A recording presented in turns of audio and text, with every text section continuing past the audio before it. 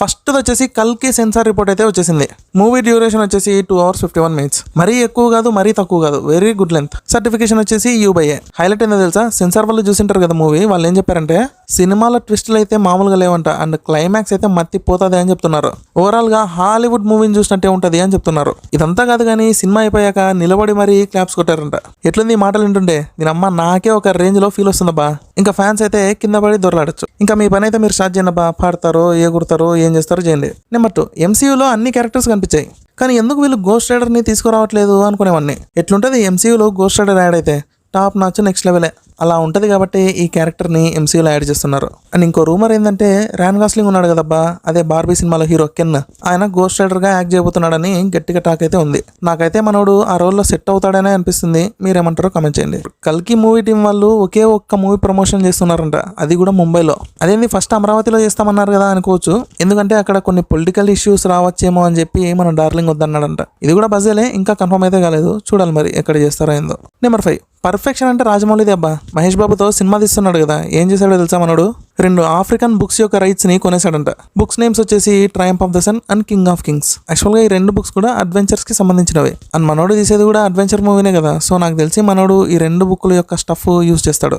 మళ్ళీ ఆయన చెప్పలేదు ఆ బుక్ లోని స్టఫ్ ఈ సినిమాకి యూజ్ చేస్తానని, సిమిలర్ గా ఉన్నాయి కదా అని చెప్పి అనుకుంటున్నారు అంతే. నెంబర్ 5, సలార్ స్క్రిప్ట్ వరకు అయితే ఫైనల్ స్టేజ్ కి వచ్చేసిందట బా. అండ్ షూటింగ్ కూడా ఈ ఇయర్ ఎండింగ్ లో స్టార్ట్ చేస్తారంట. అది కూడా స్పిరిట్ షూటింగ్ అయిపోయిన తర్వాతే ప్రభాస్ సలార్ 2 షూటింగ్ లో జాయిన్ అవుతాడని చెప్పి చెప్తున్నారు. నెంబర్ 6, బుచ్చిబాబు ఏదో పెద్దగానే ప్లాన్ చేసినాడబ్బా.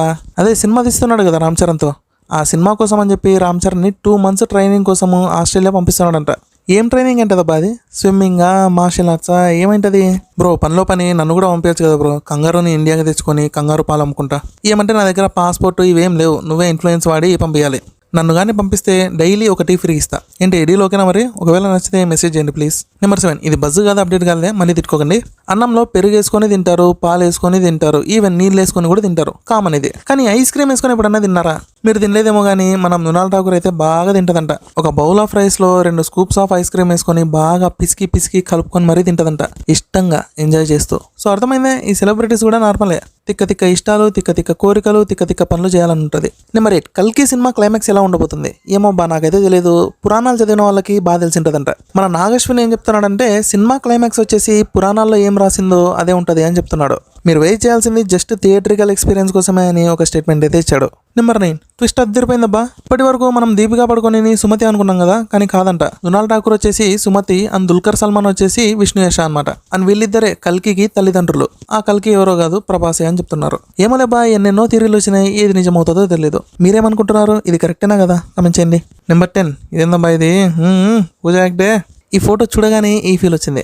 యాక్చువల్గా మ్యాటర్ ఏంటంటే పూజ హెగ్డే కొంచెం ఎమోషనల్ అనుకుంటా బా. మెట్టి నీళ్ళకు పోయినా పుట్టి నీళ్ళని మర్చిపోలేను అనే సామెత ఉంది కదా, ఆ బొంగు లేకపోయినా పర్లేదు, కొంచెం సింక్ అవుతుంది అని చెప్తున్నా. సేమ్ ఇదే విధంగా పూజ హెగ్డే ఒక మాట నిందబ్బా, నాకు టాలీవుడ్ ఒక మంచి లైఫ్ని, ఐడెంటిటీని ఇచ్చింది. సో నేను ఏ వుడ్కి వెళ్ళినా టాలీవుడ్ని అయితే అస్సలు మర్చిపోను. అండ్ టాలీవుడ్ నాకు ఎప్పుడు స్పెషలే అని చెప్పింది. బాగా చెప్పింది కదా. ఈ మాట చెప్పినందుకన్నా నెక్స్ట్ సినిమా నేను పూజ హెగ్డేతో కలిసి యాక్ట్ చేద్దాం అనుకుంటున్నా. మీలోనే ఎవరో ఒకరు కొంచెం ముందరకు వచ్చి ప్రొడ్యూసర్గా మారండి, ఓకేనా? కలెక్షన్స్ వస్తాయిలే బా, భయపడకండి. First day 200 crores, next day 300 crores ఇలా వస్తూనే ఉంటాయి. అంతా మీరే తీసుకోండి, నాకేమొద్దు. నేను జస్ట్ పూజ కోసమే వేస్తున్నా అంతే. ఇదే నా మంచితనం. ఎక్కువైంది కదా కొంచెం. అవును బా, ఈ మధ్య గమనిస్తున్నా, అందుకే ఆ కోవను తగ్గించుకోవడానికి జిమ్కి వెళ్తున్నా.